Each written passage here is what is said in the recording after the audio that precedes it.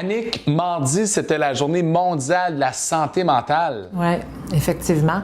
Alors, la journée mondiale de la santé mentale, c'est comme un moment vraiment de faire la promotion du respect des droits des personnes, d'avoir un équilibre mental. Puis nous, spécifiquement, par rapport à ça, au Québec, ce qu'on a décidé, enfin déjà en 2013, c'est d'en faire une journée québécoise, c'est-à-dire la journée de l'alternative en santé mentale au Québec. Donc, on est à la 5e année, on était à la 5e année mardi passé, dans lequel il y a eu plusieurs activités un peu partout à l'intérieur des ressources alternatives en santé mentale du Québec, dont nous faisons partie en Gaspésie.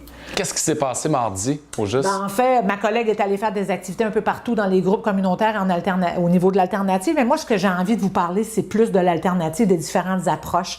Vous savez, au niveau de la santé mentale, les gens, souvent, quand ils entendent santé mentale, ils entendent maladie mentale. Et il y a plusieurs hypothèses par rapport à ça. Il y a l'approche biomédicale. Donc, toute la gang de psychiatres, pour eux, ils considèrent que quelqu'un qui a une problématique de maladie mentale, c'est quelqu'un qui a un dérèglement biochimique au cerveau. Par exemple, ils considèrent que si je suis dépressif, donc j'ai des symptômes de dépression, c'est parce que j'ai un manque de sérotonine, et ils vont compenser par la prise de psychotropes pour pouvoir augmenter mon niveau de sérotonine, et ça s'explique de cette façon-là. Cette problématique-là, elle est encore maximisée par les compagnies pharmaceutiques avec tout le pouvoir lobbying pour pouvoir justement diagnostiquer au gré des vents de plus en plus pour vendre ces produits pharmaceutiques-là.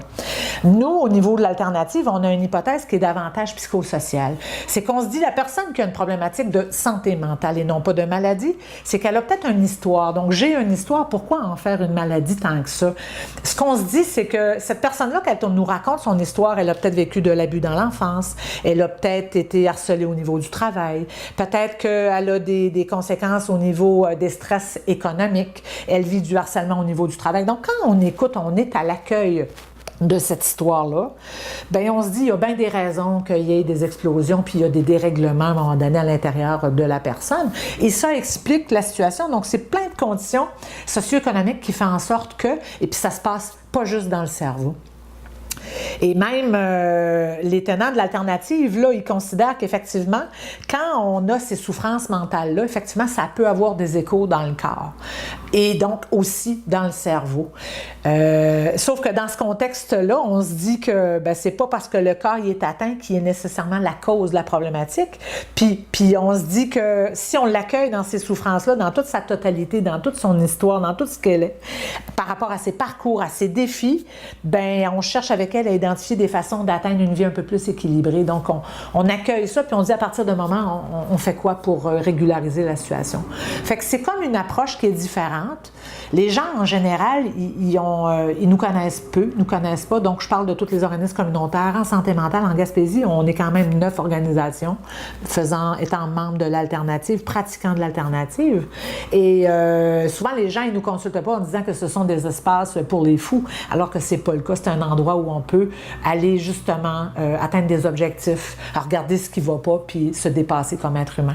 C'est-tu encore tabou, ça, la maladie mentale, la santé mentale en 2017? Malheureusement, oui. Mais pourquoi? Plus on va en parler. Pourquoi? J'ai plein d'hypothèses, mais ça serait beaucoup plus long pour l'entrevue que nous avons. Écoutez, il faut en parler. Il y a des chercheurs qui confirment que plus de 80% des personnes seront atteintes. Et s'ils ne sont pas atteints, ils connaissent manifestement quelqu'un dans leur entourage qui ont été victimes ou qui ont été atteints de ça. Alors, tout le monde est touché par la situation. Et plus on va en parler, plus on va travailler sur les préjugés au niveau du tabou. En Gaspésie, y a une statistique? En Gaspésie, combien il y a de personnes atteintes de santé mentale? Au Québec, on parle de 3 sur 5 encore maintenant, mais je pense personnellement que ça va être 5 sur 5. On a tous eu à un moment donné, à Gaspésie, au Québec, en Amérique du Nord, troubles du sommeil, anxiété de tout ordre. On a tous des petits symptômes à un moment donné dans le corps.